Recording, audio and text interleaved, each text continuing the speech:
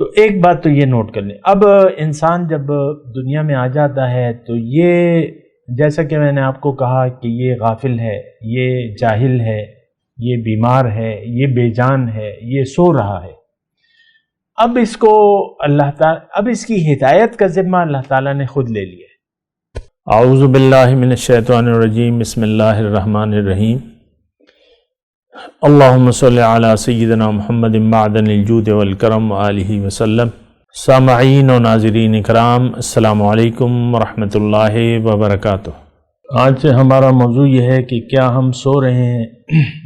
دیکھیں، جب انسان پیدا ہوتا ہے تو یہ سویا ہوا پیدا ہوتا ہے۔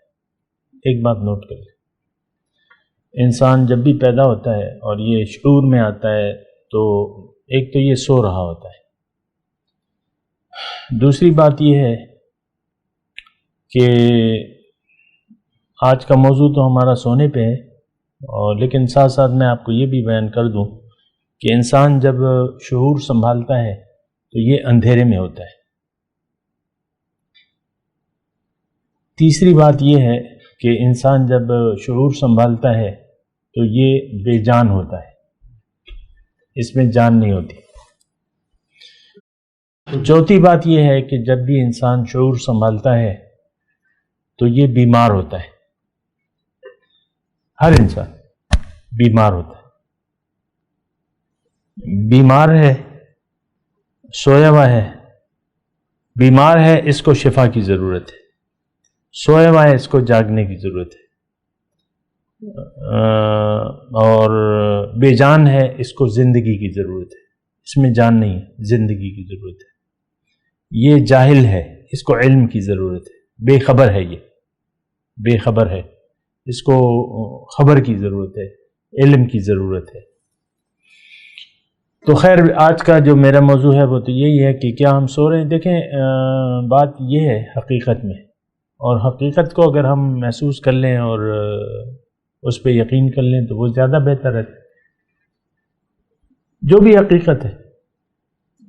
اور انسان کی یہ فطرت ہے کہ یہ حقیقت کو دیکھ کر اس پر یقین کر کے آگے بڑھتا ہے، آگے قدم اٹھاتا ہے۔ اگر آپ کو یہ یقین ہو کہ میرا بچہ 15-16 سال پڑھ لکھ کے بھی اسے کوئی ڈگری نہیں ملے گی،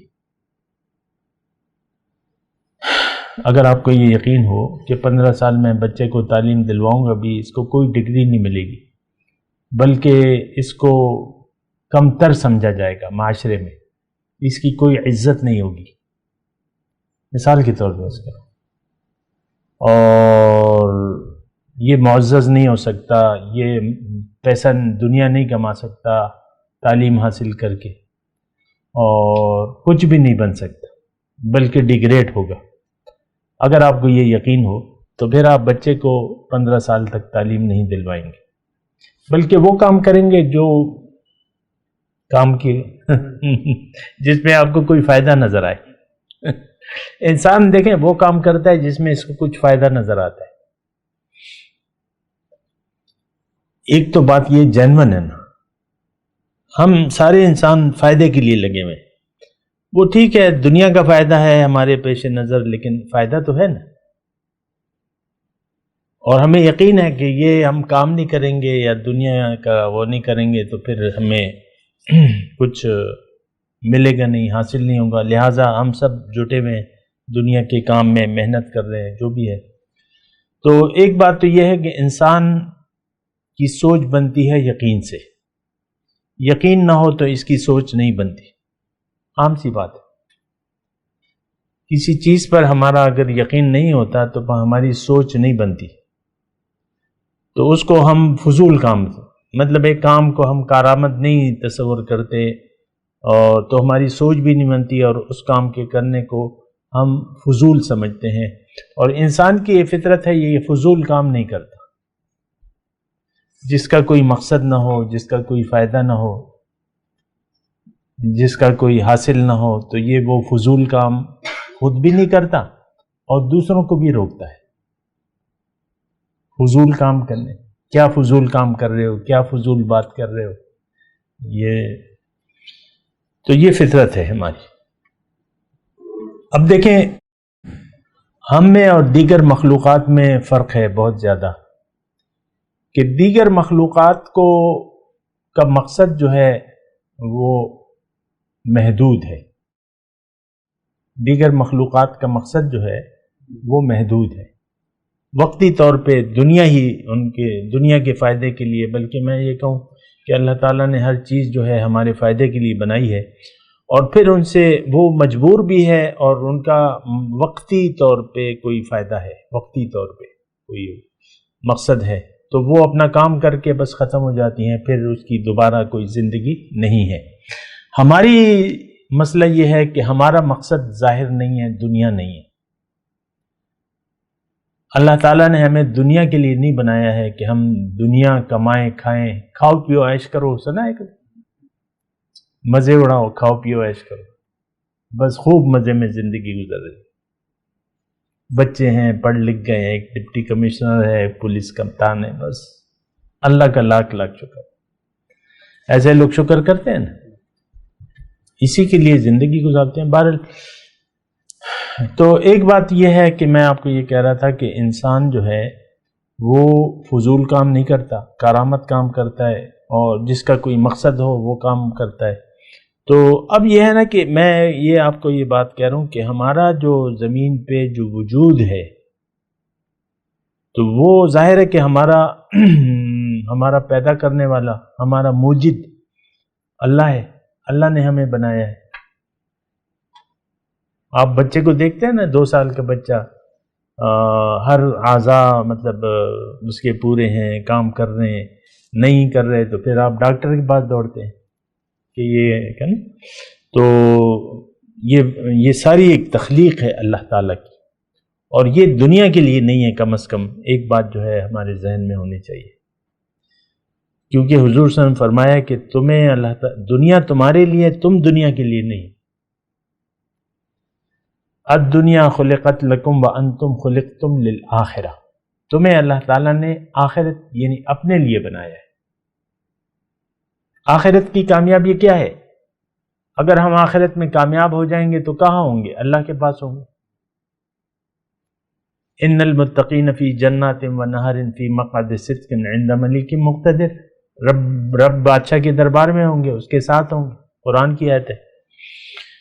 تو ایک بات تو یہ نوٹ کر لیں، اب انسان جب دنیا میں آ جاتا ہے تو یہ، جیسا کہ میں نے آپ کو کہا کہ یہ غافل ہے، یہ جاہل ہے، یہ بیمار ہے، یہ بے جان ہے، یہ سو رہا ہے۔ اب اس کو اللہ تعالیٰ، اب اس کی ہدایت کا ذمہ اللہ تعالیٰ نے خود لے لیا ہے۔ یہ اپنی قوتوں سے یعنی اپنی عقل سے کچھ نہیں کر سکتا۔ ٹھیک ہے، عقل اس کی رہنمائی کرے گی کہ بھئی جاؤ اللہ سے پوچھو، عقل اس کی رہنمائی کرے گی، جس نے تمہیں بنایا اس سے پوچھو۔ یہاں بھی ہم ایک مشین پر، اگر آپ نہیں سمجھتے، جاپانی زبان ہے، اس پہ لکھی ہوئی ہے اور اس کو آپ کو سمجھ میں نہیں آ رہی، تو آپ اپنی سے رابطہ کرتے ہیں، گوگل کرتے ہیں، یہ کرتے ہیں، وہ کرتے ہیں۔ ایسا ہے کہ نہیں کہ بھئی جس نے بنائی ہے اس سے وہ۔ تو ہمارا کریٹر جو ہے وہ کون ہے؟ کوئی اور ہے؟ اللہ ہی ہے نا۔ اس سے رابطہ کرنا ہے۔ عقل کہتی ہے کہ تم اللہ سے رابطہ کرو، اللہ سے پوچھو۔ اللہ نے ہماری ہدایت کے لیے، ایک تو ہدایت کی ذمہ داری اللہ تعالیٰ کی ہے۔ ہم میں سے ہر شخص اپنے آپ کو ہدایت کا محتاج نہیں سمجھتا۔ قرآن کو آپ نے اپنی پیٹھ کے پیچھے ڈال دیا۔ قرآن نظر انداز ہے بطور ہدایت۔ ہاں، ناظرہ جو ہے، ناظرہ آپ بڑے شوق سے پڑھاتے ہیں اور خود بھی اس میں سیریس ہوتے ہیں۔ تو اب یہ ہے نا کہ اللہ سے رابطہ کرنا پڑے گا۔ موضوع کیا ہے؟ کیا ہم سو رہے ہیں؟ دیکھیں، سو تو رہے ہیں، اس میں تو کوئی شک و شبہ نہیں ہے۔ ہمیں نہیں معلوم کہ میرا خالق یعنی اللہ ہے، لیکن اس نے مجھے کیوں بنایا ہے یہ ہمیں نہیں معلوم۔ ہمیں کتابوں سے، دنیا کی کتابوں سے، دنیا والوں سے کوئی فلاسفر، کوئی ارسطو افلاطون ہمیں نہیں بتا سکتا کہ بھئی کیا مقصد تخلیق ہے، زندگی کیا ہے اور کیوں ہے۔ یہ ہمیں کوئی نہیں بتا سکتا سوائے اللہ تعالیٰ کے. تو ہم نے رابطہ کرنا ہے پھر اپنے کریٹر سے کہ بھئی میں نہیں تھا، اب ہوں، کل پھر نہیں ہوں گا، تو اب میں کیوں ہوں؟ یہ اللہ تعالیٰ ہمیں بتائے گا، اور قرآن میں لکھا ہوا ہے واضح طور پہ. اس کا ہم تذکرہ کریں گے ایک وقفے کے بعد. وآخر دعوانا ان الحمد للہ رب العالمین. مولاي صل وسلم دائما ابدا على حبيبك خير الخلق كلهم